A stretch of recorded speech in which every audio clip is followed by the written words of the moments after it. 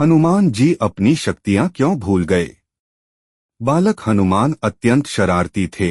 वह किसी भी बाग बगीचे में घुसकर उत्पात मचाते और फल खा लेते। शिव के अंश हनुमान को गदा कुबेर से मिली। इसके अलावा उन्हें कई देवताओं से दिव्यास्त्र और विद्याएं प्राप्त थी। उत्सुकता और चंचलता वश बाल हनुमान ऋषियों को खूब सताते। कभी वह उनकी लंगोट फाड़ देते तो कभी कमंडल का पानी गिराकर भाग जाते। एक बार अंगिरा और भृंग वंश के ऋषि तपस्या कर रहे थे, तब हनुमान ने उन्हें भी सताया। इसके फल स्वरूप उन्हें सारी शक्तियां भूल जाने का शाप मिला। श्राप के प्रभाव से बाल हनुमान अपनी सारी शक्तियां भूल चुके थे।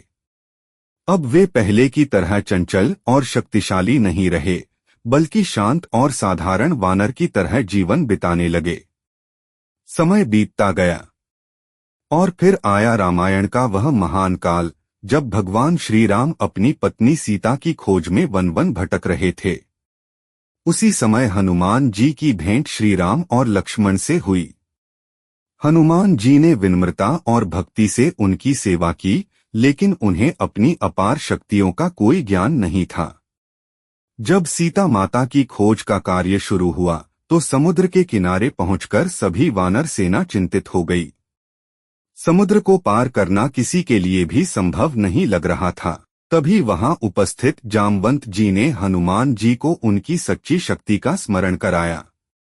उन्होंने कहा, हे हनुमान, तुम कोई साधारण वानर नहीं हो। तुम में अपार शक्ति और सामर्थ्य है, जिसे तुम स्वयं भूल चुके हो। जामवंत जी के शब्द सुनते ही हनुमान जी के भीतर एक अद्भुत ऊर्जा जाग उठी। उन्हें अपनी शक्तियों का एहसास होने लगा। उनका शरीर तेजस्वी हो उठा और उनकी आत्मा आत्मविश्वास से भर गई। अब हनुमान जी अपने विशाल रूप में प्रकट हुए। उनकी शक्ति और तेज को देखकर सभी आश्चर्यचकित रह गए। फिर हनुमान जी पर्वत की चोटी पर चढ़े और प्रभु श्री राम का नाम लेकर उन्होंने एक विशाल छलांग लगाई, सीधे समुद्र के पार माता सीता की खोज में। और इस प्रकार हनुमान जी ने अपने साहस, भक्ति और शक्ति से असंभव को संभव कर दिखाया। आशा करता हूं कि आप सभी को यह जानकारी अच्छी लगी होगी। ऐसी ही और रहस्यमयी जानकारी के लिए हमारे चैनल ओपी गैलेक्सी स्टार को सब्सक्राइब कर लीजिए। कमेंट में जय श्री राम जरूर लिखना।